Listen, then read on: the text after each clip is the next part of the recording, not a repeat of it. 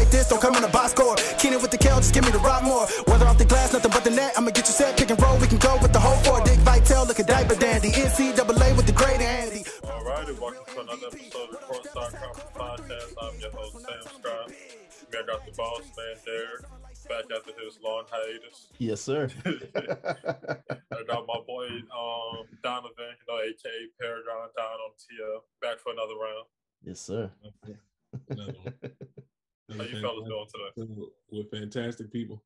Yes, sir. Yes, sir. Glad to be back, man. How you guys doing? We hanging in there? Yeah, I'm optimistic. I'm optimistic. You know, got no choice. Yeah. I hear that. So how we feeling about the Chiefs so far? Let's get straight to it. I'm not as down as everybody else is, man. Quite honestly. I'm really not.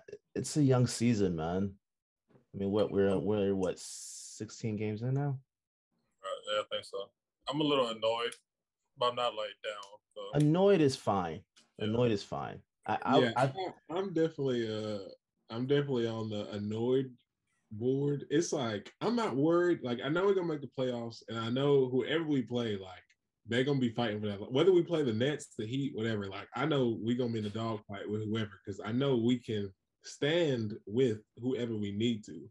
But it's also like we just be dropping games to anybody.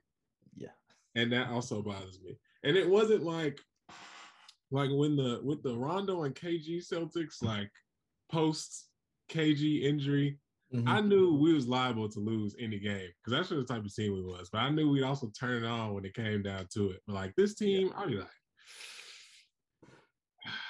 what y'all gonna give me today? What y'all got going on? Yeah. Y'all good? Y'all need anything? What? No, this team is weird because last year they would have games where they like full on bring it, or games where they just like drop the ball, like start to.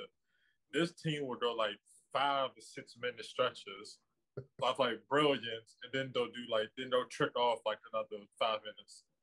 It's so weird. It's like I get it, the flow of the game, but at the same time, it's like it doesn't make sense because the things they don't do well for those 5 minutes is just like stupid stuff. Like they'll spend like 3 minutes just throwing the ball away for no reason. I just think it's all of it is a product of everybody getting used to each other, everybody getting used to a system, all this other stuff. People would be like, "Why isn't Ime playing them?" And it's like, "Bro, do you see them when they go on the court?" Like they'd be like, "Why are you playing Josh?" Like because Josh does. It's funny how Enos has found a way to be a distraction without. I cannot imagine if he was black. Like, and his politics just went into the rotation the last couple of days. Yeah, yeah. I like Cancer the man. Oh man. Yeah, I will say this though. I don't expect Rob's injury to be anything significant, right? He's supposed to be coming back tomorrow, right? So it's nothing major, but it's like a preview of what we think is going to happen, which is why I liked having Moses Brown when we traded for Al Horford. I would do it, Rob do his thing, and then when something inevitably happens, put Moses in, and we're good. You know, that's my own about him is that nigga didn't he grab like 20 rebounds against us? Like in the first half, like that joke like complaints about it just to like it's really working. They have the best defensive rating out of like any parent on the team, I think. Yeah. And the defense is locking down. Al could stand to hit some more threes, but that'll come. Yeah. Oh, and Al was defending super well too. Bro, I am so glad Horford is back. If he was, Al definitely.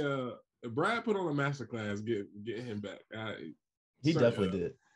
He wanted to be back anyway, and he got to rest all year because the Thunder was tricking off. It was like, you can go on vacation. Well, we ain't gonna tell him you injured. You just do what you gotta do. Yeah, I love it. I think we're gonna have everything in order.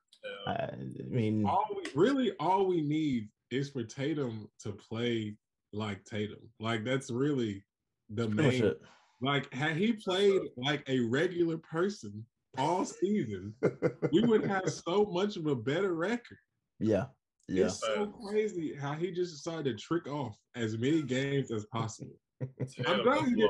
I'm really glad he didn't trick off the Hornets game, because if he had tricked off that game live while I was watching in person, I might have seen me in the tunnel. But these other games, the Knicks game, he kind of, it's crazy he was tricking off the Heat game and we still won. He just was decided to be I don't know, he turned to Michael Porter Jr. all of a sudden. I'm like, what? Are you good? Are you need something? It's like, he don't be all right. It's like the only time I get mad with Tatum, I get mad when he missed the open shots, but the only time I get furious is when like he just does stupid stuff. Yeah. Like when he can't post up the guards. That's really driving me up the wall. Hey, when George had him in hell, I was like, no way. Oh man, I wanted to scream, but I was at work. I wanted to scream that day, but you put up all the videos of you lifting weights in the off season. This is what you're doing. This is what you're doing. Post fadeaways with guards on them. It's like once he starts making the open shots, he'll be fine. Yeah, which is what the whole team needs to do pretty much. Just like they generate so many wide open like 3-pointers, and they just clink them away. Especially with Jalen out the lineup, there's really no consistent 3-point shooter. The fact that we were 500 with Jalen out the lineup is very impressive, though. Yeah, I think that's a very good sign. Like, if anything is going to hold up, I think our defense is going to hold up. And just having someone consistent that I know is going to give me 25 on good numbers majority of the time that's going to help a lot. Shooter's going to get paid this offseason. I think so. Shooter's going to get paid this offseason. I don't think it's going to be the 80 mil, but oh no, he's not getting 80 mil. But I don't know if he'll get paid to be a starter, but he's going to get some money though. He's going to get some money. Yeah. I would like him to stay, actually. I'd like him to stay too. Yeah. I'd like him to stay. If he made like 15 mil, I'd say you got to go. But he's definitely been, especially for someone who only made like $5 million. He's been very solid. Yeah. Now I don't like this start Dennis camp because I don't know where that's coming.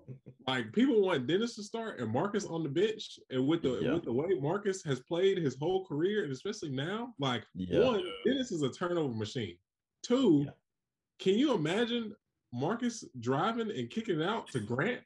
Like, who was going to score? What are y'all talking about? Exactly. Dennis is the way Dennis, but he looked like the sixth man even when he started. It'd be like nobody else scoring. Then Dennis would just go make a bunch of layups, hit some mid-range shots, and just like a spurt or so. And I would love him to start if him averaging like 25 was sustainable, but that's just not who he is. Like Don says, all the turnovers are killing him. He had like 8 turnovers against the Raptors for no reason, bro. Yeah. Ridiculous. It would be nice if they were actually like understandable turnovers. Yo, Dennis would just be not paying attention. Yeah. And, like, dribbling and end up like dribbling into a tight spot or bumping into like the defender behind him and get the ball away. Yeah. It's kind of like how and once a game, Kimba would dribble and fall, and he would But it's like 3 times as worse. Like I already knew he was gonna get at least one turnover from just falling. Like either he tried to split the defense and fell, and they just took the ball, or something. But like Dennis just be dribbling and not looking, and I'm like, where are you going? They'll be veering off to the left side of the court, looking for somebody to pass out to, turn his back, and then swipe. Yeah. Like, come on, bro. But you are aside from that, I really like Dennis. But like I said, I like them in the 6-man instead of giving him main ball handle dudes where we have to live or die by him bringing the ball up court and making those decisions. No, thank you. Yeah. Now, I will say this. When Jalen come back, if them fourth quarter shots go back to Tatum, even though they was in his hands while he was gone, I'm going to be mad. If I got to watch Jalen stand in the corner for the last 2 minutes of another basketball game while Dennis got free reign to do whatever he wanted to, he may go have to see me. I don't like what he's done so far. I can't really blame like a lot of things on him. Like I feel like he's done a lot as far as holding people accountable and doing what he's got to do and taking accountability when stuff don't look right. But like if I see Jalen stand in the corner in a 99 to 97 game with 2 minutes left, or Tatum with the ISO. if I gotta watch another Tatum fadeaway mid range for the game, I don't know. I can't do. After that Wizards game, I was like, yeah, you gonna piss me. You gotta relax. You gotta piss me. Did you ever watch the film from the Cavs game? Mm-hmm. I ain't never see. I didn't see Tatum trying to challenge Evan Mobley on the perimeter. No. Late in the game. Oh, no. that? Yeah. I actually missed that game. Yes. Oh man. Yeah, that kid has Tatum locked up, bro. That's and Mobley is like Mobley is looking very generational right now. Super long arms. And Tatum was just like trying to step back three. Tatum would step back, create the space of Mobley. Like I said, super long arms just like, oh man. When that boy dang on, I did see him airball. That's the one that hurt me. I was like, the airball hurt me too. I was like, yeah, you looking kind of funny in the light right now. Yeah. And he's messing. The worst part about Tatum playing the way he's playing is that I had agendas for him to be better than Luka, and he's messing this up. Yeah, he's ruining all this. I have to wait another year for those ones. He's ruining this. This is not what I envisioned for. It's still early though. It's still early. Yeah, I think things will. Narratives are set early in the season, and they are. If he start playing like Tatum in February and December, we might have some time. Oh yeah. But he gonna have to start like now. I need that now. He had a good game against Atlanta last night, but it just went the way since nobody else but Grant showed up. That's how I knew he was gonna lose when Grant was like our lead. Like time for our lead to start at the half. I said, this a wrap. Let's pack this one up. Oh man.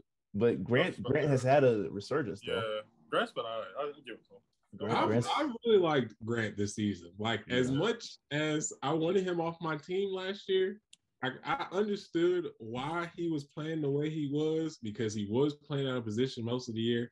But it was just still really annoying to watch him do the stuff that he did. Like I think about that airball floater that against Orlando a lot. And I just like, bro, the things that you were doing, I just can't understand. But then I would think about his rookie season and just how pivotal he was for a lot of that stuff. And the fact that he was on the court in the last possession of a game 7 was insane. So I knew he had it in him. But it's just a matter of like some stuff. I was like, bro, what are you doing?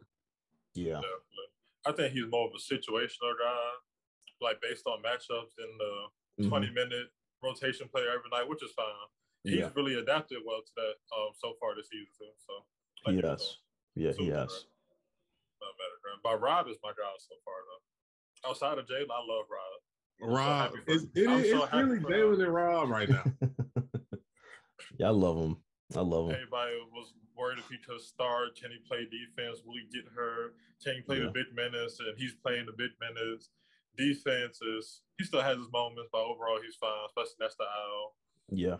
I'm so happy for him. That's right. And he's like him and Smart have like great chemistry too, especially on them lives. Mm-hmm.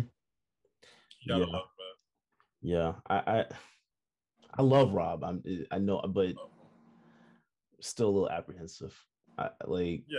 It's hard to trust, but I love what we're seeing though. Definitely. I'm confused as to why we even moved Moses Brown though. If we got Enes Kanter, I don't know what that is probably the most. Well, I will say Moses Brown is currently averaging 1 point and 1 rebound right now. Well, he's not playing, right? So he wasn't gonna play with us either. So I can understand that. Yeah, but then why get Cantor? That's my question. Because Cantor is all. I'm not gonna lie. Cantor is very good situationally. Like it's like a Avengers Endgame. Like I've seen this 1 in a million chance. But when that situation comes, he be in his back. Remember when we blew out the Lakers and he was giving AD hell? Yeah. Like he finds, and then against Embiid, somehow he turns into Hakeem. Like I don't know what that's about. Like he could play any other center in the league, and he just looks like the worst player I've ever seen. But he played against AD and Joel Embiid, and it's like something just clicks in his mind. This is how I'm supposed to play basketball. Yeah. Embiid moves his pace so therefore he can kind of stick with it a little bit. The version of Embiid that's like knocking down mid-range jumpers might be an issue this year though. Yeah. But I respect that Ime said if you can't defend, you're not playing, and which is why Cantor like never plays. Yeah. So I gotta give him. He stands on his principles, so I give him that one.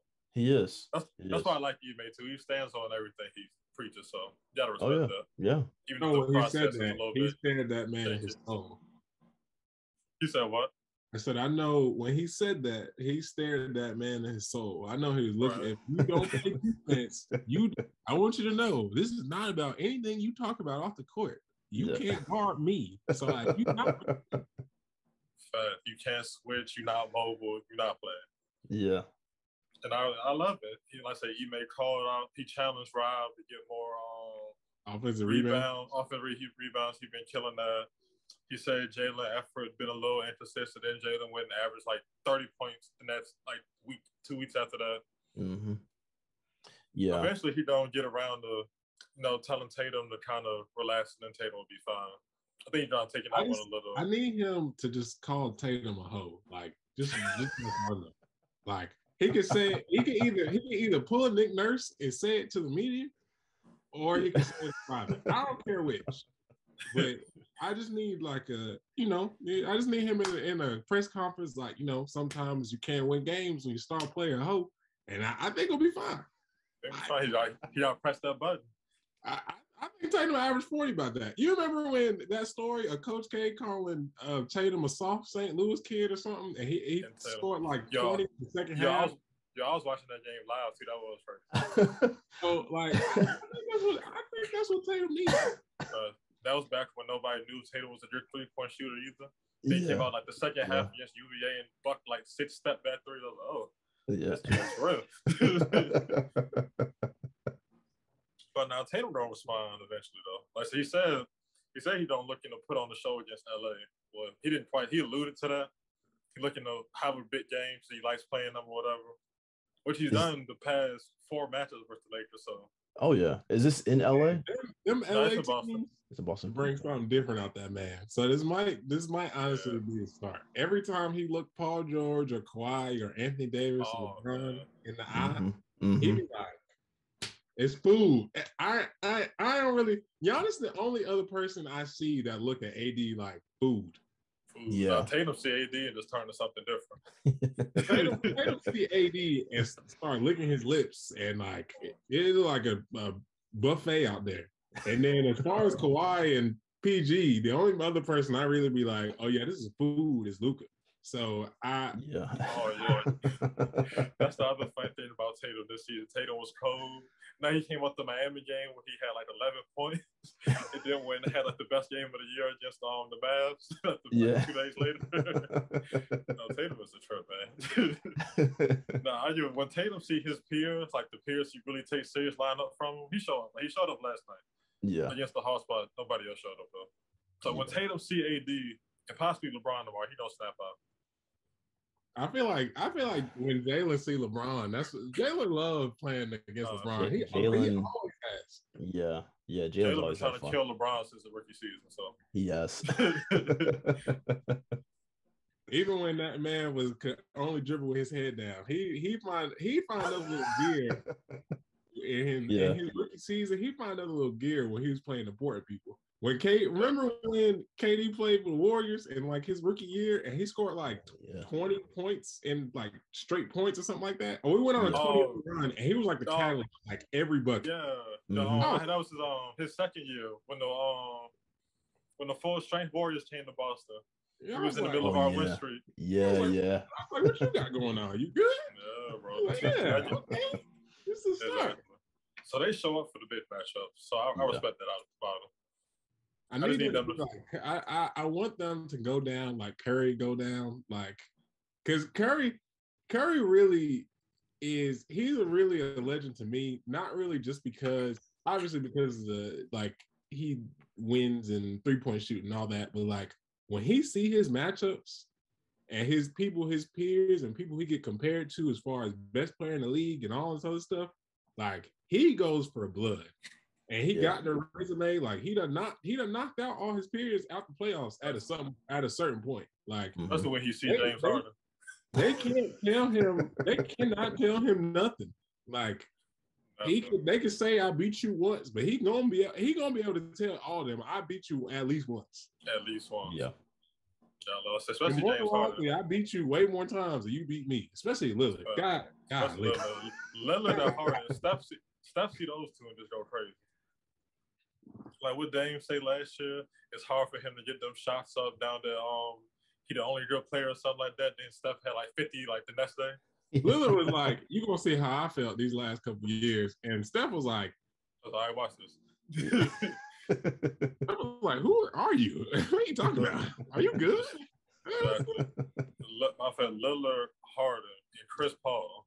Steph see those three to start food. Hey, Steph been saying Chris Paul is food for a long time. And that's just a funny person for him to just be like, yeah, I'm just about to try this man. When the Warriors got good, the Clippers was out of here. Hey, every time they lined up against the Clippers, it was like Steph was doing stuff I ain't never seen before. He was putting on a clinic every time he played the Clippers. They was showing up. Once he did that thing where he dribbled between 5 people and then shot that step back, and I was like, yeah. The Clippers didn't blow it up. They cooked. I cooked. That's it. Speaking of the Clippers, my boy. Sorry about that. You good? But speaking of the Clippers, my boy Paul George is hooping. PG slander is null and void for the rest of his career. For the rest of his career. I have said some things about this man. I didn't really say much last year, but it was more like the bubble in previous years. Like from the OKC and the early Clippers years, I said some things about this man. Some of them are harsher than others. But I will repent for those things because that man is a bucket. A certified bucket and a certified seatbelt. That man is one of the toughest shot makers and best defenders I have seen in a very long time. I can't criticize him for what because the Clippers on paper should be fighting for the lottery. Like they should. Yeah. He really telling them just get in my bag and we'll be good. Like I'll just hop in this and I got you. We just come on. Just come on. Yeah. He always been nice. It's just the fact that at his position, the 3 guys above him are like 3 top 20 players ever. Mm-hmm. So you kind of look at him a little funny, but he always been like that though. Yeah. He just has some rough patches here and there. Like I said, with his peers in that position of LeBron, KD, and Kawhi, then it's like, then he's just PG. You know what I'm saying? I think it's mainly because I think the slander is mainly because of the playoffs. I don't think it's not been regular season. Regular season, he's always he was getting into that he wasn't getting there, but it was kind of like how Harden is, like how we know Harden is gonna do what he gotta do in the regular season, but in the playoffs, he's gonna find a way to trick off something. Yeah. And for Paul George, it really started in OKC. Yeah. And then the series against the Jazz, where him, Melo, and Russ all stunk it up. and then the Dame series, and then going to the Clippers, and then almost getting tricked off by Luka, and then blowing the lead. Like, it was just like 3 straight years of something stupid happening to this man. And I'm like, it was looking a little funny. Yeah, I think what really got him too was that Lillard shot when he waved. That's a bad shot.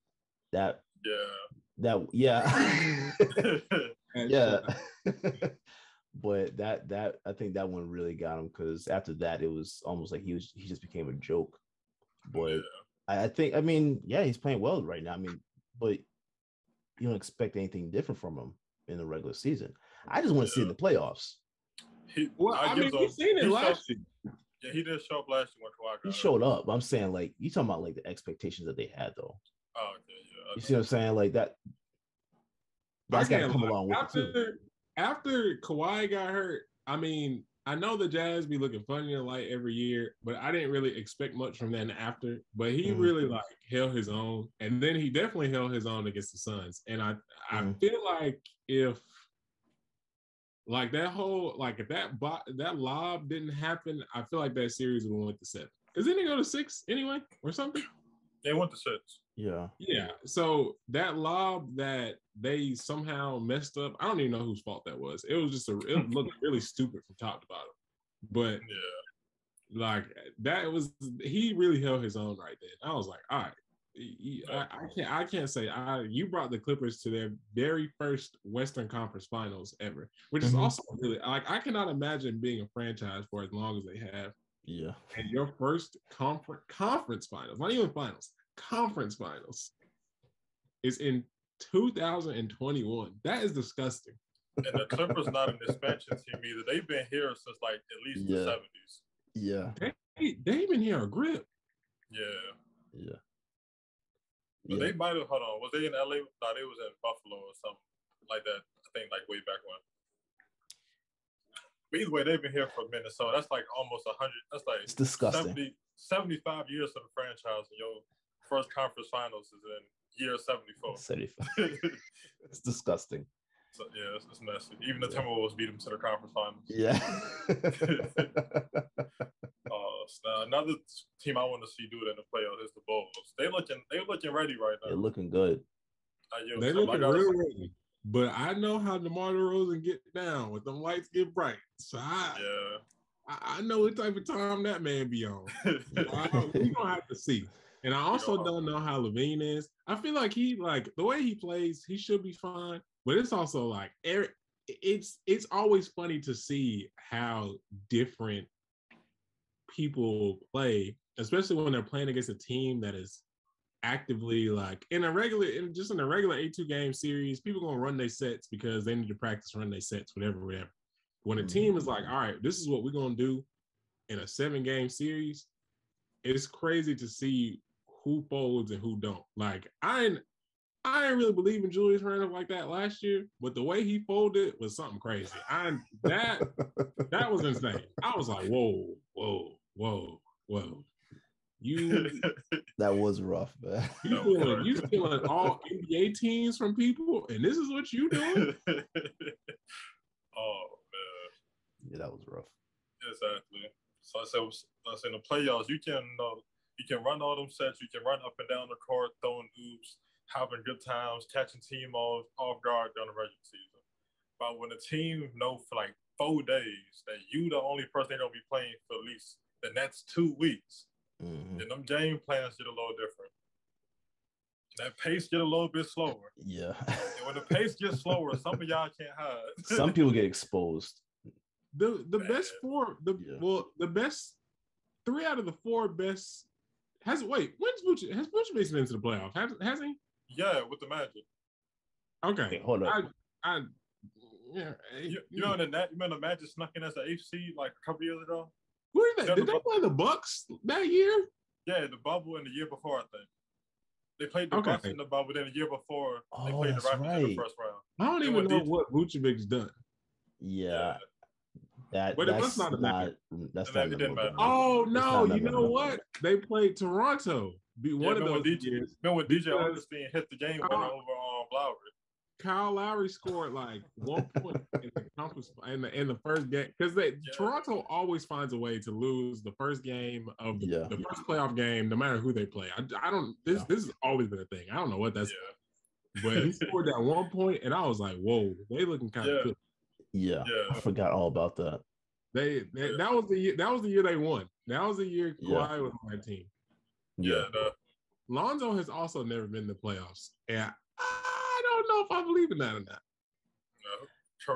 I see Caruso looking pretty decent for them too. I give that to him. I was about to say Caruso is a problem. I can appreciate him now that he's not a Laker. Yeah. Him and Lonzo locking up right there. I give that to him. Yeah, but I mean, how much is LA kicking themselves for not retaining him and also bringing DeMar DeRozan? Yeah, they chose Westbrook over everybody. Because honestly, LA would look significantly different if those two were on that roster. Definitely. I don't know what made LA decide to be cheap out of nowhere. Like, all of a sudden, just like randomly. Like they was giving Mozgov 64 mil. Like and all of a sudden they like, I gotta keep this. I gotta keep this home. Like, and they're trying not to repeat that and trying to not repeat something like that. Now you've messed it up. Exactly. So now you got all them old players for the low. Yep. And you got the worst version of you chose the worst version of Russ when you could have had Buddy or DeRozan just said a couple days ago that forgot about that. Yeah. DeRozan just said he was looking forward to going to LA. Yeah. And then the business didn't work out. Like I said, they chose Westbrook over everybody. Yeah. I think DeRozan would have looked really interesting next to AD and LeBron because it would have also been he kind of would have been the Russ situation, as this would have been the first time he would have been the tertiary person in his career. Mm-hmm. And I don't know whether that would have hindered him or hurt him. I think it would have made it a lot easier in the playoffs. But for Russ, I definitely had a lot. Russ going there was one of those things where I couldn't see it going right, but I also couldn't see it going wrong either. I mean, and it also hasn't gone really either way because it's really early. But right now, it's like you somehow you have made yourself the most prominent person on the team, and you are the third best person on the team. Right. Yeah. But that's also due because AD isn't really an assertive player or personality. So it makes it and LeBron is injured. So that makes it kind of easy for Russ to go out there and be Russ, with nobody really telling him not to be himself. So AD and Karl Anthony Towns really built the same. More or less, yeah. Karl Anthony Towns let Anthony Edwards take more shots than him his sophomore season. He let Wiggins take more shots than him. It's so crazy that he's not saying nothing to Russ, because Russ is not good at D'Angelo Russell is not good at basketball. Like, Jesus Christ. I don't know why that next year had just skewed everything. It did. Yeah, and now this man is taking away shots from one of the more promising young players in the league. Oh, I love him. And one of the probably, I want to say, the best shooting big ever. Like, yeah, that's crazy. It just comes like, I remember it was some game that they played where Cat scored like 4 straight buckets in the fourth, and then he did not touch the ball for the rest of the quarter, or he didn't shoot for the rest of the quarter. I really just think D'Angelo be wanting to do this ice in my main celebration so bad. He does, yeah. But does Cat finish the season out there? I think so. Unless he come out and say I want a trade, he's not going anywhere. Well, I mean, so the other day he came out and said like this is just this something to the effect of like this losing thing is just kind of tiring or something like that. I did so see that. that's where I'm starting. It made me start thinking like, is this something he's going to possibly, if they continue to go on this trend? Is this something where you're looking at him pushing his way out? I can see it. Maybe not this year. I can see it maybe in the off season. Yeah. I bet Kyrie's gonna try to get him out there to Brooklyn. Since we want to get everybody to Brooklyn. Listen. No, Jersey Kyrie yeah. and try to convince him to come over there. Oh man. Let's see who else hot right now? Are we believing in the Wizards? No. Mm-mm. No, I didn't think so. No. I like their roster a lot. I like something about it. So I'm like, it's a good roster. It's not best. It's not top seed in the East field, but it's a good roster. Yeah, I still don't believe in them though. Something about them, I just don't believe in. Yeah, maybe it's Kuzma. It might honestly, it's Kuzma and it's Montrezl Harrell. Because I know how both of them boys get down in the playoffs. I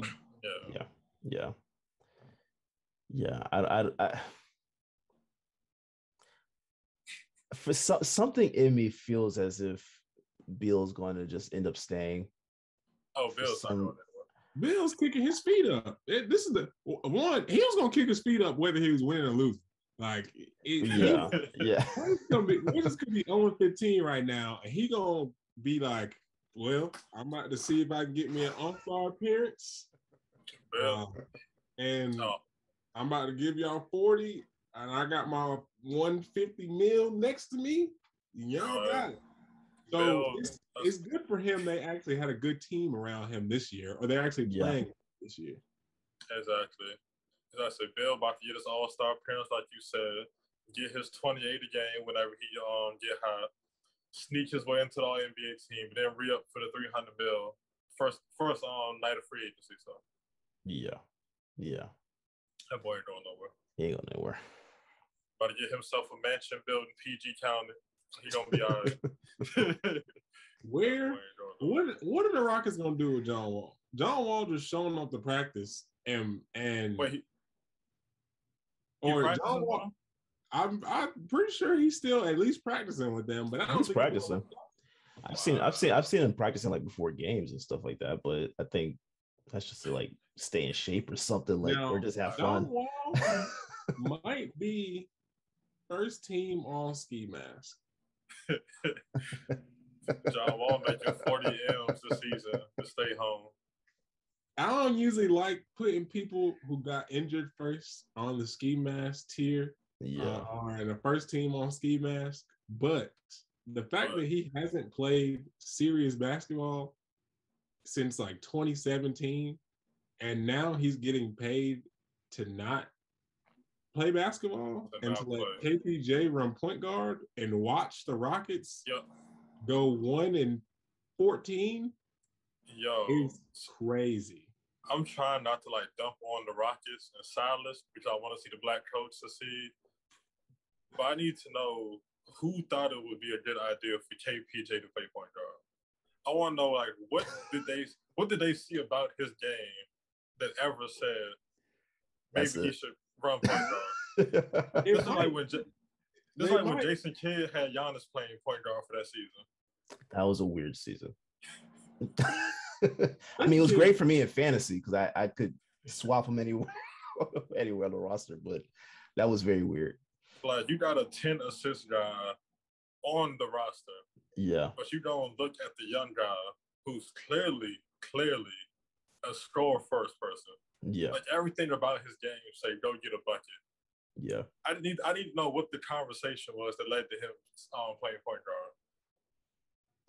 I don't know who else is gonna play point guard on that roster. It should have been John Wall. If John Wall's not gonna play basketball, I don't know who else.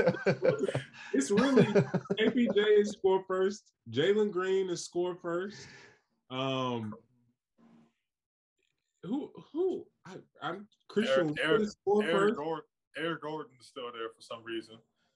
I know he is hell. He's hurting. That man was on the Rockets teams that were going toe to toe with the Warriors, now he's on a 1-15 team with all these pass first young guys. I know they are annoying. But let's look. But we also gotta look at this. Eric Gordon, like you said, he was on the team that almost beat the Warriors, and now Harden gets to play with KD. Chris Paul was just in the finals. Tucker won the finals. Just won the finals. I know he be in a group chat with them miserable. Westbrook's out in LA. Westbrook is playing with LeBron. All his bros is out there getting to play with the elites. AD playing with LeBron? Yeah. He used to have LeBron. This man is stuck out there in Houston with these annoying 19-year-olds that just keep like these 19-year-old shot chuckers that don't know no better yet. He's gonna have to fake an injury or something. He's gonna have to pull out. He's gonna have to talk to the Rockets and see if he can pull John Wall or Al Horford. Just like, hey, let me just go to the Barbados and I'm gonna sit. Like when they told PJ Tucker to go home until they found the trade, I figured the next thing was telling Eric Gordon to go home until they found the trade. Yeah. But he just kept on playing. He's still there. Nah, I think they got something on him now. There was a reward for having to be the center, like a 6'6" center, but Eric Gordon was a part of the missed 27 threes Rockets, so he's on punishment. They punish Eric Gordon. Like this is what you get. This is what you get, baby. Yeah, they got something on him, bro. I don't think I can be convinced anything else. Eric Gordon has to sit there and watch Jalen Green have a one-sided beef with Cade all season long. He gotta watch the social media antics all the time. Bro, people were trying to make that seem like it was cool, and I'm like, I definitely like the idea of a rivalry or whatever, but when one of those people does not acknowledge you exist at all, it's like, all right, man, you might want to let this go. Just Cade look like the most nonchalant guy ever too. Like when you see him play, when you see him talk, he just chilling. And then he died. Cade's gonna get in one physical altercation in his NBA career, and it's gonna catch everybody off guard. First time he get a tech, we don't look at him like, whoa. Didn't Michael Conley get his first tech in his career like 3 years ago, something like that? I think so. Who's that? Mike Conley. Oh yeah. Like Cade gonna be the nicest guy ever. He never gonna yell at the refs. He never gonna like blow up on a teammate. Yeah, that was in Memphis, right? Yeah. And Cade don't take a hard foul one day and just like lose his fucking mind. Probably gonna be because of Jalen. I don't even know if Cade is like he's nice or he doesn't care. Like I feel like he's more in the Kawhi I don't care camp. Like you don't really see people beef with Kawhi because it's nothing to beef about. Like he don't talk, he don't do nothing, and that's kind of it's funny because when he do sell games, no one really says anything about him because he don't talk. He don't posture. He just shows up to work. Yeah. I like Cade game a lot. He reminds me of. I know it's not. I know he reminds me of like Paul a little bit. I was gonna say he reminds me of Paul Pierce. It's very shifty, and it looks slow. It's slow. He got the real quick movements that he gonna hit you with that you're not gonna. The pace is beautiful. Yeah. People taking stuff from my boy, from my Hall of Famer. My top 75 player. Whether they want to admit it or not, my boy's game is influential. You see it in Harden, you see it in Luka, you see it in Cade. Is Paul Pierce the most disrespected champion?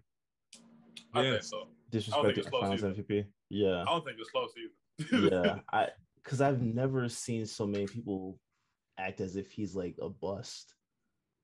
Exactly. Like one day we don't talk about why we don't. One day we don't stop posturing to say that you need to your stuff that trophy. Yeah. People were talking about why Vince Carter wasn't on the top 75 list and Paul Pierce was, and I'm like, bro, do y'all know who Vince Carter is? Like, Come on now. Knock it off. Knock it off. Exactly. But I said we 15 games into the season so far. So anything popping out at y'all that y'all didn't expect so far? Any players, teams? Early surprises, early disappointments. Didn't expect as far as just the Celtics or the whole league. Whole league. Yeah, I didn't expect this from the Wizards. Very true. I'm waiting on the Wizards to fall off. Yeah. I mean, they're not going to sustain it, but this is a surprise in early part of the season. I did not expect the Cavs to be able to play 3 bigs and be successful. Yeah. I did not think that would work. It still doesn't make sense to me. Mm-hmm. Also, Ricky Rubio's having a resurgence. I love his game. I love his game so much. I love it too. Yeah. Ricky Rubio set the guard on fire. Like, what was it, last week before? He went to MSG and had like 40 points or something. Oh, yeah. I think that was last week. Hey, I can't even say he turned back the clock because he did something that like he's never done in his career. It was just like people get to the guard and act a fool. I would hate for my like the place that my team plays at to be like the place where everybody's like, yeah, I'm just about to go crazy here just because. Yeah. You got to New York. Got to Mike and Kobe set the standard. Ricky Rubio acting different in front of the hoes. At the Garden. At the Garden, in front of the hoes. Speaking of the Garden, let's talk about the Knicks. I almost forgot about them. Ooh, I'm so glad we mentioned. So let's talk about the Knicks. We tried to warn them. Yeah. We tried to tell them it wasn't it. Yo. I had 2 or 3 Knicks fans like chirping at me at the beginning of the season. Y'all let Kemba go and look at what he's doing. I was like, y'all just wait. Y'all want to pay Fournier. Just wait. just wait. Fournier opened up the season against us and went crazy, and people was like, I can't believe y'all didn't re-sign him. And now he is looking crazy. He's playing like 20 minutes a game the last few games. Him and Kemba have not played like 6 out of the last 7 fourth quarters or something like that. They have the worst net rating by any starting lineup in the NBA. Julius Randle has the worst net rating of any starting player in the NBA currently, I think. Or the worst plus minus, one of those two. It might be the worst. I think like a negative 60 something I saw on stat views yesterday. Jesus. Yeah, it's bad. Yeah, it's bad, man. I'm laughing. I love it. I'm laughing too. I love it. I love it because like, and the funny thing is, like, everybody came at me, like my people that are Knicks fans, they came at me when we didn't re-sign Kemba and all that stuff, and I was like, there's a reason why we didn't. Like, did you actually watch how he played last year? Did you watch how often he did not play? I think there's a reason why they didn't bring both Kemba and Fournier back. There's a reason why. Bro, we let Kemba rest every back-to-back, and he still found a way to be hurt in the playoffs. I love him as a person, but I never want that man to touch me. Yeah. He was great when he was healthy, but now the knees are slowing him down. Nick Nurse ruined his career. Nick Nurse ruined his career. Yeah. That man Kemba almost lost us the 50-point game. And then didn't play the rest of the way. We tried to tell him. If Kemba would have lost us that 50-point game against the Nets, he wouldn't have been allowed back here. Nah. That was a special one. Yeah, no, I think Knicks fans are quiet right now, and like, I'm trying my best not to be petty with my people, but nah. You gotta be nah.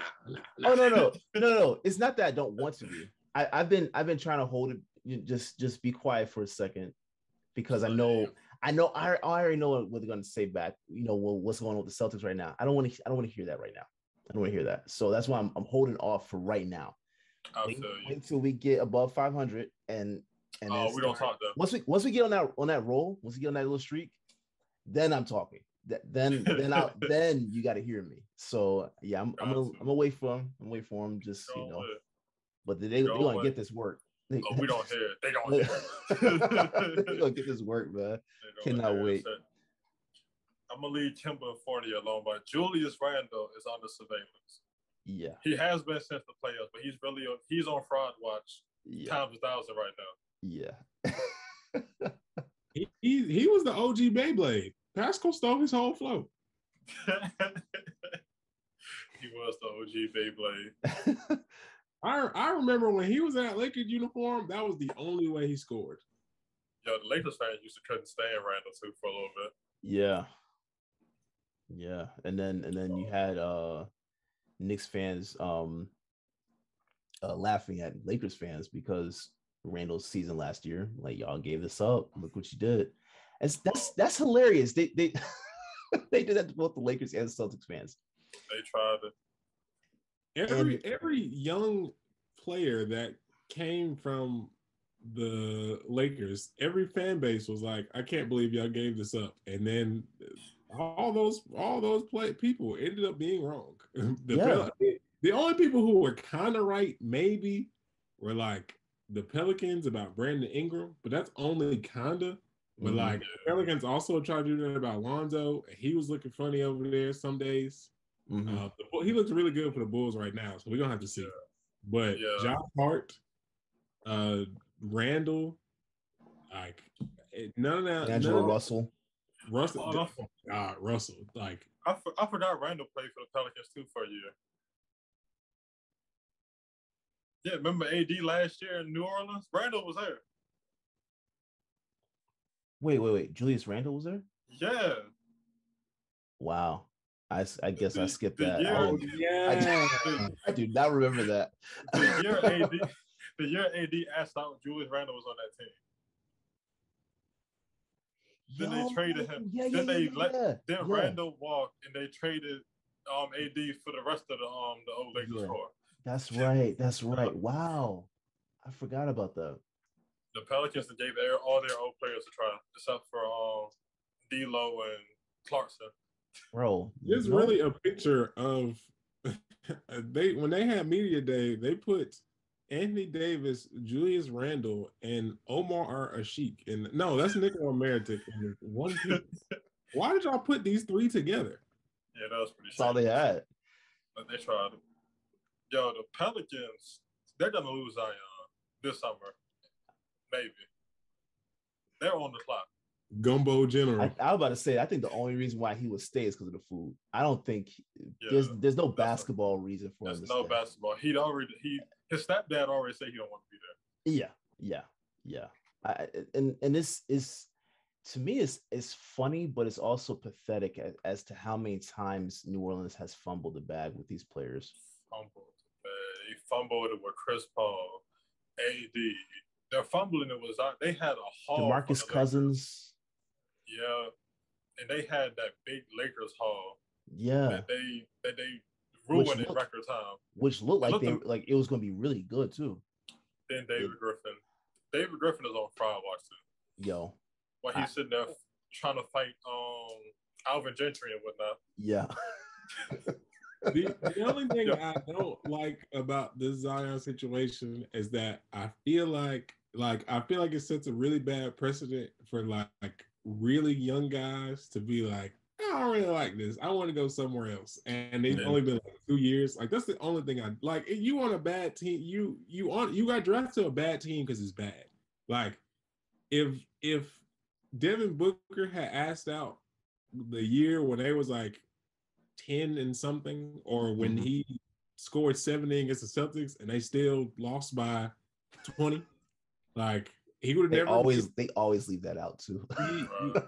He would have made it. He would have never made it to the finals with the Suns. So I mean, he stuck that out, and he did what he had to do.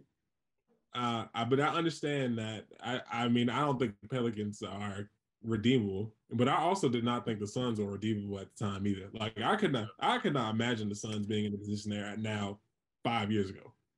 Right. They look like they had no direction. What's his name? James Jones is doing a good job. And then Monty doing the thing. Yeah. And Robert Sarver is slowly trying to ruin the good job he's done too. Just when a black man gets everything in order. It's always the owners that ruin everything, bro. I realize that. Stop being the Pelicans case, it's the owner and David Griffin. We're not letting David Griffin off the hook. Yeah. I said you let Lonzo walk just to sign Devontae Graham. Yeah, and what has he done? I forgot he was even on the team. It's exactly. Yeah, and Bledsoe's on the team too, right? No, Bledsoe's on the Clippers. He's on the Clippers now. Oh, that's right. So it's just like, how did you get an early head start on your rebuild? You get in the best position possible with your rebuild. You traded for an All-Star. You drafted You drafted an All-Star. You had the perfect point guard that really should still be with them. And now they're what? Well, Zion's injured, but still, even if he wasn't injured, they don't have much going there. Not at all. Like what Donovan said, it sets a bad precedent if Zion does ask out this early. But at the same time, it's really, really, really understandable. Well, I mean, I think the thing with the comparison between the Suns and Pelicans, the difference is the Suns made a concerted effort to actually change the culture. New Orleans is not trying to do that. No. They're not trying to actually have someone in there to change that culture. They're just existing, So I wouldn't be surprised if Zion leaves, but it would suck. It would suck because that means pretty much all your high draft picks have been for nothing. But when you carry it that way, they don't have nobody to blame but themselves at this point. At all, yeah. So it's almost a waste. They almost shouldn't even be drafting. You're giving them away every year. Just move that team to Seattle. Exactly. Yeah. I mean, yeah. Sucks, but so you did it to yourself, man. Somebody got to go. Somebody got to go over there. And it might need to be the Pelicans. It might need to be the Pelicans. Either the Pelicans or the Timberwolves. Yeah. I almost don't want it to be the Timberwolves because at least they're like losing and it's fun. Like watching Anthony Edwards is very fun. Yeah. And that's one of my boys. But there's nothing about the Pelicans that I'm like, yeah. And especially since Zion is not there, like, nah. Yeah. The Kings, that's another one. I don't know what's wrong. They find a way for something to be wrong with them every year. I don't know what that is about. It's their curse. Remember, the Kings was almost in Seattle a few years ago. Back when their ownership group was selling. Oh yeah. Back in 2014, I think. They should just let that happen. But they sold to another ownership group that was still in Sacramento, so they still there. Isn't Shaq a part of that group? Yeah, he is. Yeah. Shaq is a part of everything, so you forget how many things he's a part of. Shaq invests in a lot of things. That's just weird. Shaq say he ain't going broke for nobody. Yeah. That guy is paper. I respect it, yeah, but yeah, the Kings though. Him and Snoop Dogg. Wait, hold up. Snoop is investing? No, I'm saying him and Snoop Dogg take a bag for everything. Oh, dude. Oh, yeah. Oh, yeah. Snoop was in a commercial or music video. I think it was a Chinese artist music video, and oh yeah, I seen that. rapping in Chinese, and then Snoop goes on just rap it in English. It's like, okay, all right. That man is a trip. Hey man, I can't be mad at it, man. Yeah, man, get the paper. Let's talk about these. I also realized that Devontae Graham takes 9 threes a game, and he only attempts 2 5 2-pointers a game, which is disgusting. Yeah, I like. Wow. Last I year, like Terrell. last year it was 9 3-point attempts a game, and it was 4 2-point attempts per game. So Yeah. I don't like primary. I don't know how you could be a primary ball handler and play like that. Like if you was like Duncan Robinson, all right, I get it. But like if you somebody that's got the ball in your hand all the time and that's what you do, Yeah. Like that's a 6-man play style, which make the sign and trade for Lonzo. I mean, getting him and letting Lonzo walk even like stupider. Yeah. Yeah, I've seen a stat. Devontae Graham is inefficient everywhere on the floor, except for 3-point range, which is why he takes up more 3-pointers than anything else. Yeah, the Pelicans are out of him. Yeah, there's no argument to keep them in New Orleans. They have to count their days. Yeah, I don't see what the argument is. Pelicans are on the clock. They're on the clock.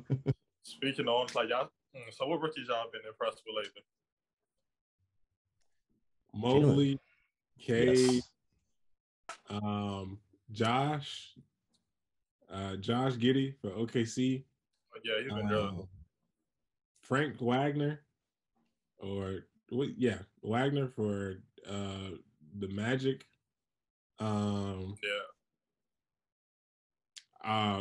Chris, I don't know how you say his last name, Duarte, something like that, for the Pacers. He's been nice too. Mm-hmm. Yeah. That was something I didn't expect nothing from like I didn't expect him to be going crazy like that. So that was really dope to see. Scotty Barnes is really good. When they gonna blow that up? The Pacers have refused to tank since Paul George left. Like they have been like, we're going to make the playoffs because we need this money. Like the Pacers ownership be acting like they on the verge of the lights going off if they don't at the make the playoffs. And that is so odd to me. It's like, bro, just be bad like 2 years in a row. You'll be done. They could have already gotten that process over with. They keep building the 7th seed for some reason. Yeah. Like they're on the clock too. The Pacers, y'all have to blow it up. Send somewhere. Send Sabonis somewhere. I know how stressful it is to be a Celtics fan because we be having like high expectations some years, and then some years like, all right, whatever, and then it's like it fluctuates. But like I can't imagine going into the season every year being like, all right, my team is gonna make the playoffs and we're gonna get smoked, and then I just have to watch my season end. Like, and then watch your best players go elsewhere after like the first round exit. Yeah. The Pacers are a farming system. Pacers get like 2 contender seasons like per decade. We'll get to theirs this decade in about 2027 or something. Yeah. Until then, 6 seed or bust. The 2027 season, Chris Duarte and somebody they draft in 2 years are going to be going crazy. And then after that, they're going to leave. And then it's going to start the process all over again. They're going to maintain a 7th seed. And then they're going to keep it going. Yeah, we know how this goes. So the Raptors been looking kind of solid early season. I like Scotty Barnes a lot. Scotty Barnes is very interesting. Yeah, I think he's their best player already. No exaggeration. Yeah. Yeah. I didn't expect them to look like this, especially with Lowry gone. Right. Their whole team is full of 6'8", 6'9" wings on it. Mm-hmm. No center. The shortest guy is Fred VanVleet, and everybody else is between 6'7" and 6'10". Whole team, no center, nothing. Just rolling. Yeah. They're doing a good job. They're doing really good. Yeah. I like OG. I'm still a little iffy on him as the guy. Is he hurt now? I'm iffy on him. He hurt his hip or something. They're gonna be out for anybody that was comparing to Jalen. I'm iffy on. I be trying not to slander him because it's like he seems like a really nice dude, But I just remember them talking about him being better than Jalen, and I was like, now y'all know, y'all don't mean that. No, stop it. I love his game a lot though, but stop it. But I like what they do. I don't know if they're gonna keep Siakam long term at this point. I think they'll have to make a decision on him at some point. Probably not this season. But we'll see. I think they're gonna be. I think they'll be a play-in team though. Yeah. I'm trying to figure out if Siakam left, who's gonna throw the bag at him? Somebody will. If there's one thing I've learned, there's always a stupid team with money. Somebody's always gonna throw the bag for somebody. I'm just trying to wonder who. Who's gonna fall for that? probably, I see a team like the Kings. The Pelicans. Make a duo of Fox and Siakam, like that's gonna be nasty. Yeah, very nasty. Oh man! Speaking of nasty, let's talk about Daryl Morey. Morey has been on the clock for 6 months now. Yeah. And is for not trading Ben for anything. He is hanging on for dear life to that Ben Simmons stuff. That it's not looking too good at the moment. When I saw the Sixers were the best offense in the league and still top 5 defensively, while Simmons hasn't played the game, I said, bro, just pack it in. Yeah, and they're not getting anything. They should have took that trade that the Pacers offered. They should have. If that trade was real, they should have took it. Yeah. I just send him somewhere where you're not going to have to compete. Exactly. Shit, I would have sent him somewhere where we can compete because I know exactly what to do. We go. I send him anywhere he want to go. Like you want to play for our rival? Where you want to play for today? You want to play for the Hawks? It's crazy because I would love Ben Simmons on the Hawks, but I know for a fact, like whatever the Sixers got, if they matched up, they are smoking them bad. Mm-hmm. So it's like this is what you wanted to do. This is what you wanted. Yeah. I just don't understand. Like at this point, both sides look a bit silly. But I think the Sixers are kind of operating on a slippery slope, forcing him to go to therapy. Hold on. Like this was.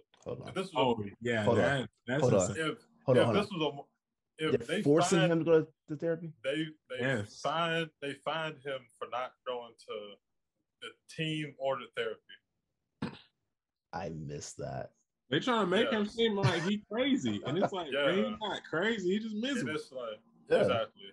Yeah. I mean, if this was a more popular player that people like, that everybody liked, the mental health topic would be a lot different. This is a player that like we bash on a lot. People are saying he's faking and he's using that as a crutch, which is kind of a thing I won't touch personally. Amen. Yeah. I can't really tell that man he faking or not. It's kind of convenient, but like I can. But they were talking about he did deal with a lot of stuff last season as far as like things is going on. And also, with his brother and sister or whatever. Yeah, and it's just like the way that he played in the playoffs.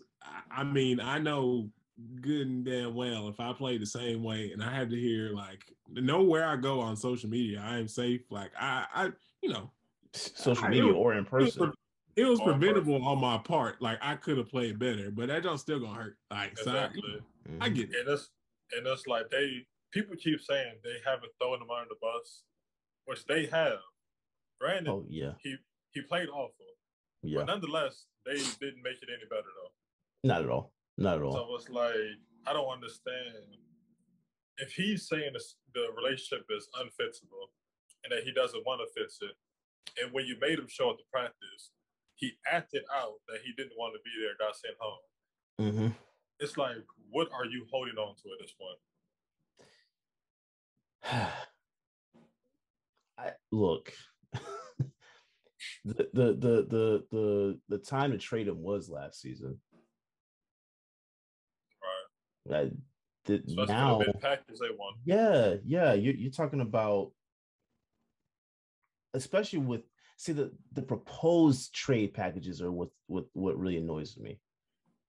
Those not anything we've seen actually coming from the team or anything like that. It's just the ones that like Bleacher Report puts out.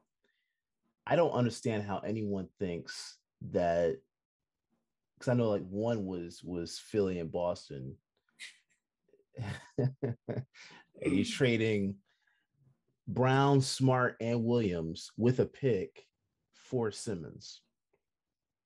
I don't know who in their right mind would think that anybody would actually trade that much for exactly. Simmons. Not right now. You might have could have got away with that offer about 2 years ago. 2 years ago, I could see the argument. Yeah. Today, no. Today, absolutely not. No. You might be good with like a second round pick or something like that.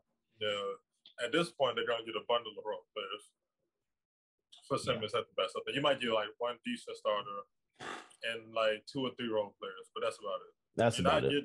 You're not getting a hoarder draft pick. You're not getting somebody's all-star. You're not getting their promising young player unless you sneak in like one like a project player and then develop him or something. Yeah. But yeah. I don't even know if they could have got away with that 2 years ago, because Brad has already coached that man. Brad already coached that man off the floor at that point. Like when we played them, 2018. So like if we would have even considered that in 2019, I know Brad and Danny would have looked at each other and been like, no. Like, I'm saying this man scored 1 point yeah. Playoff shit. Like, no. Yeah. Now that season before that, the 2017-2018 season, like maybe in the middle of the season, that probably could have, because Ben Simmons looked generational. Mm-hmm. Yeah, I thought he was the chosen one. But after that, it was like as soon as Brad coached him off the floor, or coached him to where he was like unusable, I was like, nah, you can't come on this side. Yeah, no, but I think the argument made more sense 2 years ago for a package like that, is what I'm saying. Definitely. Like, we wouldn't have pulled the trigger at all. There's no way in hell we would have pulled the trigger. But if anybody wanted to make an argument for it, I could understand it, even with that 1 point. He barely worth Smart by himself.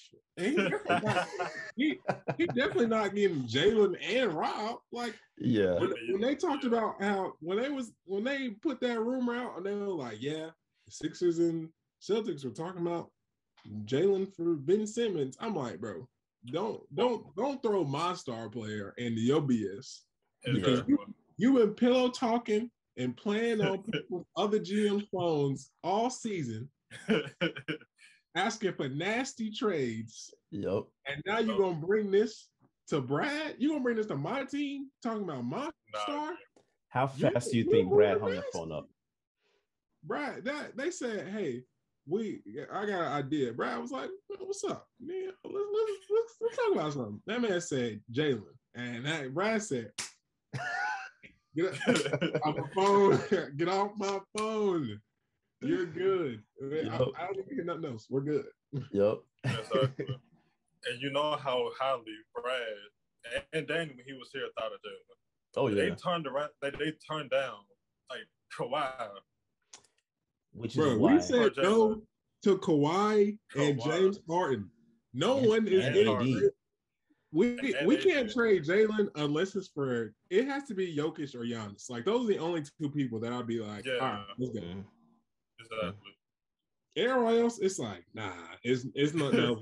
either the only other, because they're the only middle-aged people that's like, I feel like could really turn the tide. Everybody else is like either real old, so it don't really matter that much. Like, Jalen for KD trade, it's like, I mean, I love KD to death, but it's like he only got so much more left in the tank. If the skill level for Jalen is comparable at this point, you can't do the trade. No. Oh no. Exactly. I would have felt bad sending him to New Orleans too. Like definitely. the thought of that just disgusted me. I was like, Oh, nah. Oh man, This is if, the if Jalen and Smart was sitting in New Orleans at 1-15 right now, I'd be living. Hey, if we would have traded Jalen to New Orleans, we might have had to pull a Enos Lobby. We might have to pull up there trying to get had to pull up at the Say Smoothie you King want to front play door. basketball. Pull up at the Smoothie King, take our boy back home. Bro, had them playing in Smoothie King Center? Nah, bro. With that baby mascot. Everything about New Orleans is disgusting. I mean, the team, not the city. The team, yeah. The team. I don't want anybody coming for me. But that team, yeah. Everything is disgusting about it, man. And that sucks because New Orleans just makes so much sense to be a sports city. Yeah. Especially given like LSU, the Saints. So a basketball team makes a lot of sense. But the fact that their ownership group doesn't care much about basketball. And you can tell. So they first started, they had, when they first got in, they had like young Baron Davis on the squad. And then you drafted Chris Paul, didn't do nothing with him. You tried to trade him. They tried to trade him to the Lakers when there was no league year. Yo, the Lakers are a shit team. Have you ever heard the explanation of what happened with that trade? Genie Bus they was in the meeting to end the lockout. But before everything got officially agreed upon and the league was back, they agreed on a trade. And then David Stern was like, excuse me? They tried to have a blockbuster trade when the league had not officially been resumed yet. Like, they could not legally make the trade. It was time we got a Chris Paul trade. No, you don't. No, you don't. Chris Paul trade. The Lakers fans like David Stern hates us. And on top of that, it was a bad Chris Paul trade tonight. It was, man. The return was awful. David Stern definitely got home, looked at that deal and said, huh? Yeah, because it was like Lamar Odom was being included in that, right? It was Lamar Odom and Powell. But I think Powell was going to Houston. Oh yeah. So New Orleans was nothing. So they were gonna send some like trash role players back to New Orleans. Yo. And Dell Demps should have been arrested if that trade went through. Yeah. David Stern saved his job for like another 5 years. He did. It's like, all right. No, Lakers fans not giving up. They were going on for at least 10 years about how the league ain't want them to get Chris Paul. It's like, no, y'all broke a rule. You just it was illegal. The Lakers fans can even act like the league doesn't like them when it is very obvious that they're one of the most like there's literally no reason for the league to not want the Lakers to succeed. Exactly. Yeah. It financially doesn't make any sense. Exactly. Honestly, I've seen a new name for Staples Center, right? Yo, that is the ugliest name. I feel so it's a very ugly name, but that is the only thing I will be calling it. They're gonna hate me. Like, Boston got a game at crypto.com center next month. Like, bro, that's such a long name title. Crypto.com center sold out. That's crazy. Yo, the first time I hear that on TNT, I'm gonna bust out laughing. Especially they replaced the name on top of the stadium from Staples to Crypto. I'm gonna die. I mean, it would have actually. It's gonna be a Bitcoin. The Bitcoin logo. It would have made more sense for them if they're going to change to crypto. Just say Crypto Center or something like that. The crypto.com doesn't make any sense. It's too easy. Crypto Center would have been too easy. I mean, why change it? But even if you're going to change it, it may sound easy. It may sound a little simplistic or whatever, but it sounds better than crypto.com center. It does. But thankfully, it is not my team because if they would have changed Oh yeah. TD Garden to Crypto Garden or something, crypto.com Garden, I would have found a new team. Listen, if they change that name, I know eventually somebody's gonna outbid them for that name. Oh, yeah. But if they ever change it to something stupid like that, my bags will be packed. I didn't realize the Heat changed the name of their arena. What are they? They're maybe American Airways Center or something? No. Well, another crypto website bought their name rights too and changed the name to the arena. Are you serious? Yeah, I didn't realize that till last night. They're the RFX Arena or something like that. Whoever on the phone hand, look it up. Bro, what the hell, man? Yeah, they bought the naming rights and the name just switched over before the start of the season. Hold the hell up. I had no idea about that till last night. So I see somebody on the timeline say something. I was like, wait a minute. So I Googled American Airlines. Then I realized it's been changed. Like, holy crap. The crypto nerds got to go, man. That's weird. FTX Arena. Yeah, there we go. Ew. What the hell? It's not that bad, but like. Why? Yo, they must be getting some money with these changes, man. That's weird. Oh well. Like you said, the Clippers are leaving. They don't have to deal with it too long. Yeah, they're going to the Forum in a couple years. Yeah. So the Clippers say y'all got that. Yeah. Oh man. Last time. So have anybody seen the KG documentary? Not yet. Oh man. Not yet. I gotta. Yeah, I gotta see. It's real. It's real. I didn't realize that KG's second contract caused the lockout in '99. I did know that. Wait, yeah, what? I never knew. Yeah, because KG was the highest paid, had the biggest contract ever after he signed his extension. Mm-hmm. But at the time, there was no such thing as a real max contract. Mm. So when he signed his deal, the league said, "Wait a minute, he's making till he was 126 for 6 years." But like I said, there was no such thing as the max contract. So he got 126. So I think that was after Shaq signed in LA too. So probably in a few years, the next big thing would have got more because there's no set number. So they stopped the league in order to agree on the max contract number.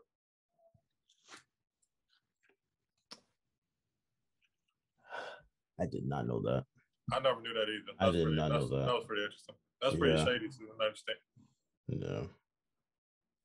So they had the clips of David Stern in the meetings or with the press, whatever, saying that, and the newspaper clippings saying that players are getting too much power, they're making too much money. What's next?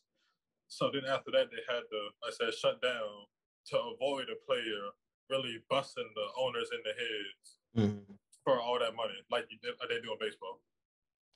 Okay. Yeah. But baseball contracts be like $300 million for like 20 years. Like they have some really like if you sign for a baseball team, you are playing there for a long time. Oh, definitely. When I have a son, he will be playing baseball. Got to. Yeah. But yeah, knowing that, it's just real interesting.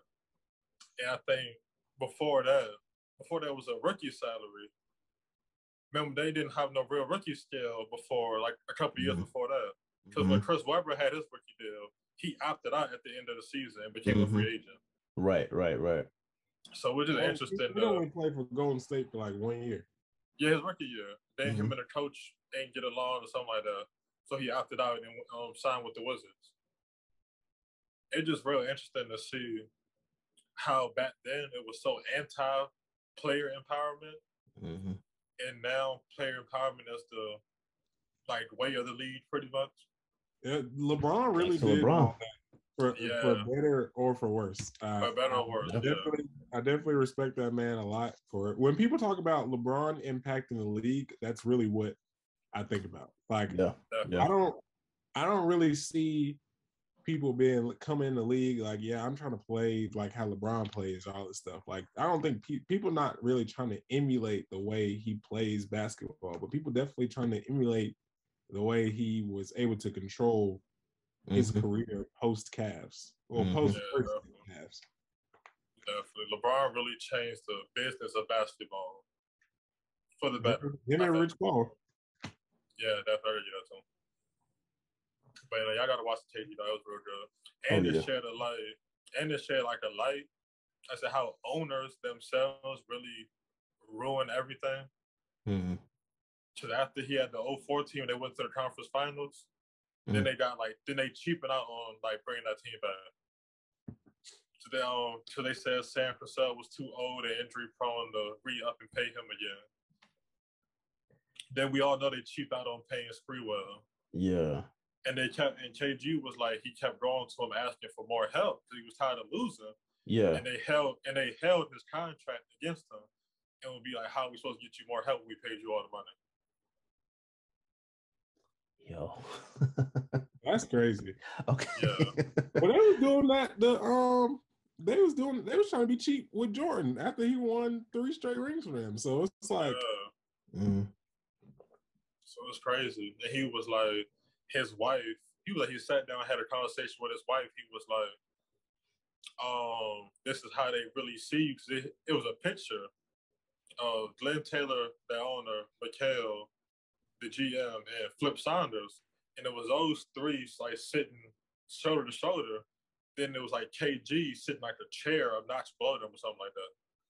And he was like, this. His wife was like, you see this picture? That's how they view you in their pecking order, which is how they don't take your requests and stuff serious like that. And that's when he was he said that's when it clicked for him that he had to ask out and get traded somewhere else. I'm gonna watch that. I'm gonna watch that this weekend. Yeah, but it just sheds a light on how like owners can really just get in their own way. Like in the Bulls, their owner got vacated and told them he wasn't bringing them back after the year. Now, how you tell the GOAT of your franchise and they coach that y'all gone? Yeah. Like, come on, son. I'm gonna watch that this weekend because I completely forgot about that one. And then you got Robert Sarver, who refused to pay Ayton just to cheap out on him after everything he did during that whole playoff run. Like, hey, Ayton played bad one series, and he was like, "My pocket's hurting right now." They gave Michael Bridges and what's that other dude name, like Waluigi?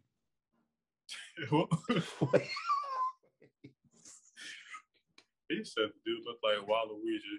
Oh my God. It's crazy when I say it, you're gonna be like, oh. We gotta find this name. Yeah. Shaman. They paid Landry Shaman, but did not pay Ayton. They went out their way to give Landry Shaman an extension, but was trying to be cheap with Ayton. And Ayton was going heads up with every big man. He was going heads up with AD. He was going heads up with Jokic. He was going the Clipper series, it wasn't no like generational big man there. So I mean, he did what he had to do. Yeah. Exactly. But he just better than Giannis. But like that's Giannis. That's Giannis. You can't be mad at him for not showing up against Giannis. Exactly. There were a lot of issues on a lot of different parts of the Suns when it came to losing that series, and it definitely was not all on Ayton. Exactly. Especially when we have to rely on Frank the Tank as your backup.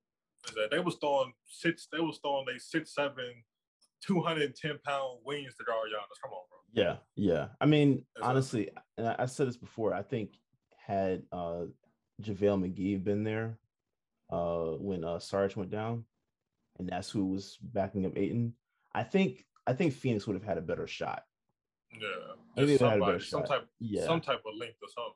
Yeah, man. Yeah. Drew Holiday and Chris Middleton was playing some of the worst offensive basketball I had ever seen, and the Suns could not capitalize. Yeah. Exactly. I think they would have done something better if it just wasn't Kaminsky behind. Exactly. This your first finals appearance since what, 92. And off principle, you supposed to pay them young boys that help you get there. Especially after you pay you maxed out Chris Paul again for the rest of his career. Mm-hmm. You paid Mikal Bridges, who offense during that whole playoff run, lived and died by Chris Paul's offense. Mm-hmm. Once they took Chris Paul out, once Drew tucked Chris in the corner, Mikal stood in the corner the whole series. Yeah. And couldn't get nothing going. But you pay him. Yeah. You pay Chris Paul. You pay Landry Shamet. It's like Landry Shamet was the ultimate disrespectful one when I seen that. I said, come on, y'all playing in front of that man right now. What was his contract? I didn't even see I don't remember what the contract was at the time. Let me see. Because I did. He might have got the Joe Harris deal. Maybe a little under Joe Harris, but either way, I said they just playing in that man facing him. Yeah, yeah. I know they gave Mikal 90 for 4. For 4. Then yeah, that's not bad. And I like Mikal. But then you look at the other center. Landry Shamet got 4 years, $43 million. It's about 10 something a year. 10 a year. Yeah, that's expensive for Shamet, man. Yeah, exactly. Yeah. And then you look at the other centers. Jaren Jackson got $100 million. Mm-hmm. And is not playing like he deserves $100 million. So Aiden got to be looking around like, come on, bro. Yeah. Yeah, which makes Rob Williams a steal. Ooh, Rob is a steal. Rob definitely would have finessed like God. 85 out of somebody, bro. Oh my God, yeah. We got Rob for like what, 50 for 4? Something, yeah. Yeah. We got Rob, that's a steal. That's a steal. steal. Man. These owners try to get out their own way, bro. I agree. I said whoever running the Pelicans, he or she is on the clock. Robert Sarver has a pending sexual assault investigation anyway, so you got to get him out of here. Oh yeah, yeah, he's out. Let's see, dude, we're saying wild things all the time. Yo, that man was. I will say, these niggas need niggas. These niggas need a niggas. It's hilarious. I have ever heard in my life. I don't think I've ever laughed at a white man saying nigga before, but that was hilarious. Because it's like, dang, you tripping. That's a bar, but you tripping. Yeah. Oh man. I gotta use crazy. That for the milkman on the TL. You know some milkman that be posted. They be posted up. They be posted up heavy. Exactly. Robert Sarver if I speak. I know. Sarver is tripping. Sarver done cheaped out and blowing that team up at least like 3 times too. Oh yeah. Like in the middle of the 2000s after they won like 60 games, he hired Steve Kerr to trade away like half the team. Yeah. The funniest thing about that one was Joe Johnson offered to accept the smaller contract before that season started. Because he knew if he hit free agency, he was gonna cash out. Oh yeah. So he gave the Suns a chance to sign him for the low before he broke out. Then they said nah, and then they let him walk, and that's when he got the $100 million. I knew they was cheap, but I didn't know they was like. I didn't know Joe Johnson gave them a chance to be cheap. Yeah, I heard him. He said it on Knuckleheads, I think. Remember him and Q Rich was on the team. Right. I can't imagine. I can't imagine that those Suns teams with Joe Johnson not winning. But I just look like it's something about Phoenix basketball that's just not meant to hold up a trophy.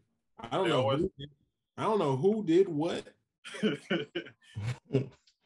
always run into one of them ones in the playoffs, bro. Not when they suspended Amari Stoudemire for stepping on the court, and then they got smoked by the Spurs after that. It's like, they was cheating, bro. Y'all not serious. Y'all not serious. The Suns, they ran into Mike. They ran into Kobe once he finally got back to the finals. Mm-hmm. Let's say they had Steve Nash out there with no Amari running up against I think it was the Mavericks that year they got through. And I remember watching Steve. I remember watching the Game 6 of the Suns and the Lakers, and watching Steve Nash crying on live TV. I was like, "Dang, I really feel bad for this man." He knew it was his last time. He's like, "That I'll never get back here." And he was I right. never get hit. Never. Oh man. And even now.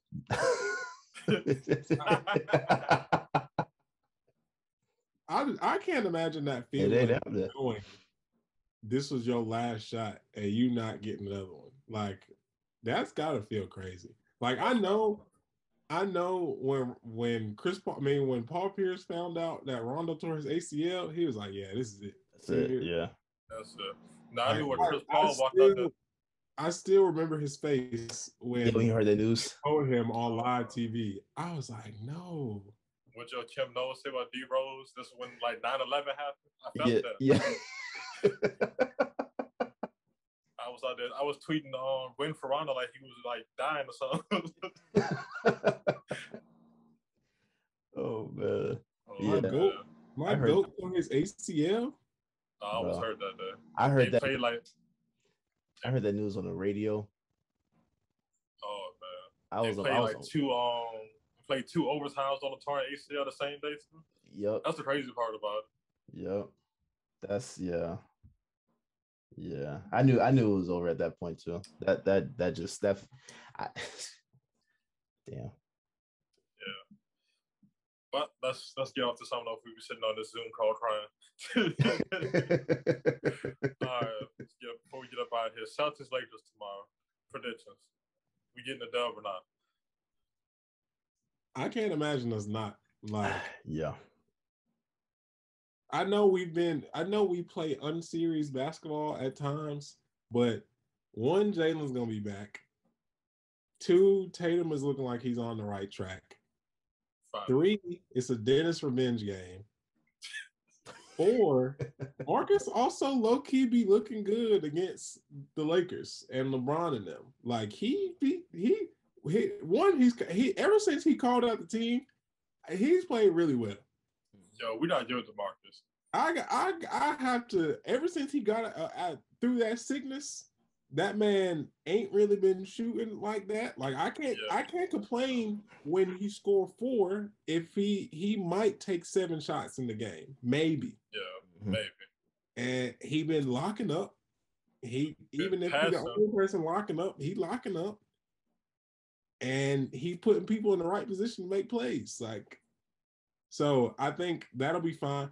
And for some reason, Marcus also be going crazy every time he play Westbrook. I don't know what that's about. Oh yeah. So that'll be fine. Tatum think AD food. Jalen thinks LeBron is food. So I don't really see a reason why we wouldn't come through with a dub. Yeah, I think we get the win. Mainly because Jalen will have had the rest that he needed after COVID. Mm-hmm. And I think he'll have his win back by the time he comes back. With Tatum, like you said, Tatum getting better. Rob is playing. The way Richardson has been playing. If Rob play, I think we smoke him.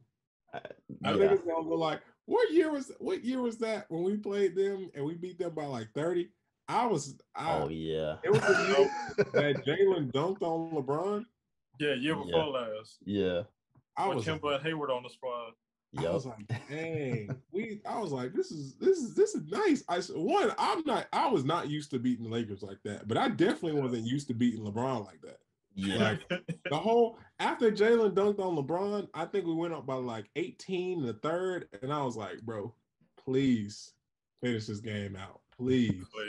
I was like, if LeBron turn it on because Jalen stared at him after he dunked on him, I'm going to be so mad. I feel that, but I think we went to convincingly. And I think when we wake up Monday morning, we finally that game above 500. I think so too. That's it. So you said it's Dennis revenge week. It didn't start off like we lost to the Hawks. Mm-hmm. So now we got the Lakers and we got OKC on Saturday. Oh yeah. Knowing these niggas. Yeah. If we and lose to OKC, Something like that has happened before. That's something we would do. And what's gonna happen is we're gonna beat the mess out the Lakers, and then Josh Giddey's gonna have a game of his life.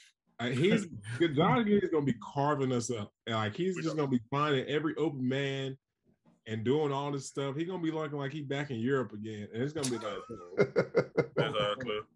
We're gonna beat OKC by like 3 points. It's gonna be a real tough game. I'll be like, so it's gonna be like them Cleveland games. Man.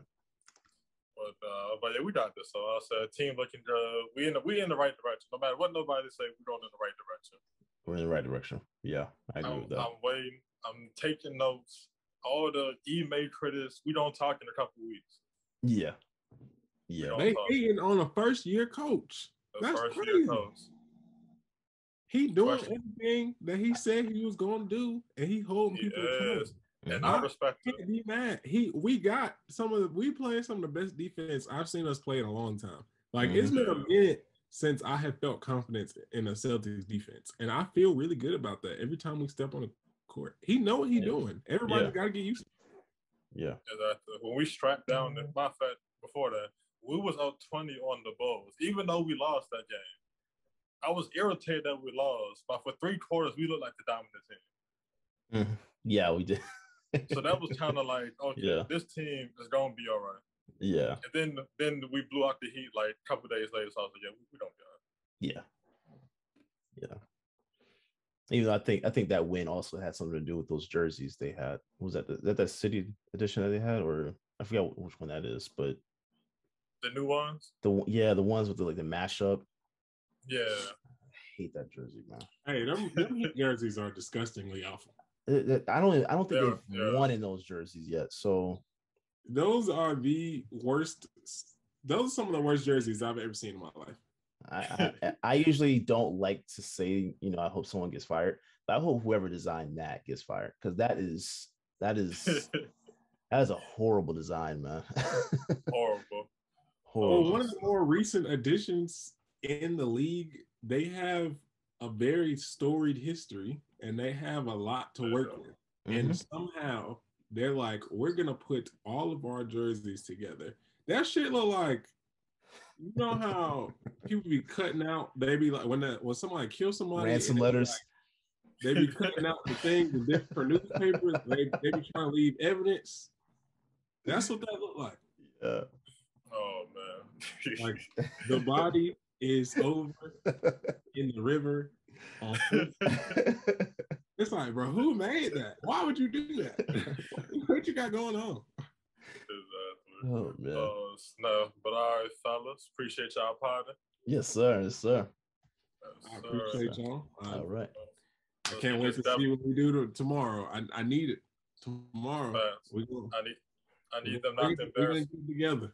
Yeah. The return game.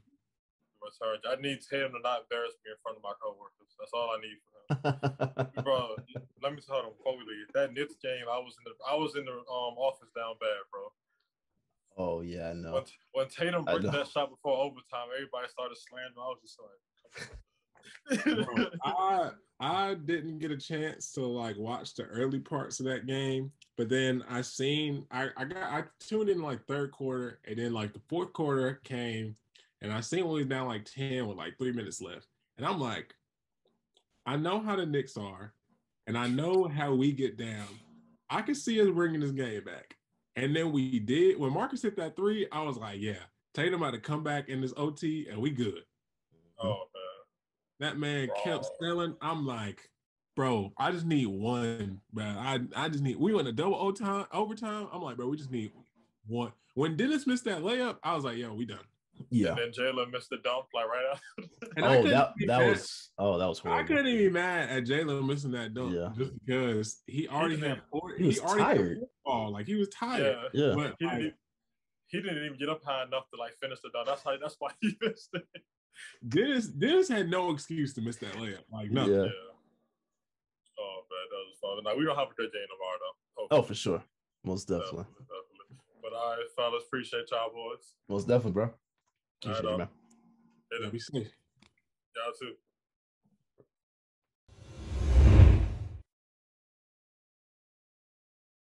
I don't think he's pushing any team to like the title contenders, which is what Maury is trying to sell everybody on in order to get the value back he wants. Yeah, I mean, you're absolutely right, but the problem with that is that if Maury's trying to sell guys on that, he should just be keeping Ben.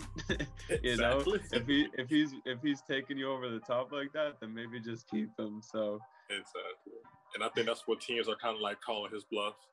So he's probably like, yeah, this guy's great. He'll get you over this hump, and they're like, okay, so keep him. Yeah, instead of trying to trade me a half a decade worth of draft picks for, then he just like. Then he's got his house for sale too. Apparently the house is empty from what they say. Yeah, I don't. Where's he living right now? Is he staying at like the Best Western or something? Man, what's he doing? That man's staying in like the luxury apartment on a short-term lease.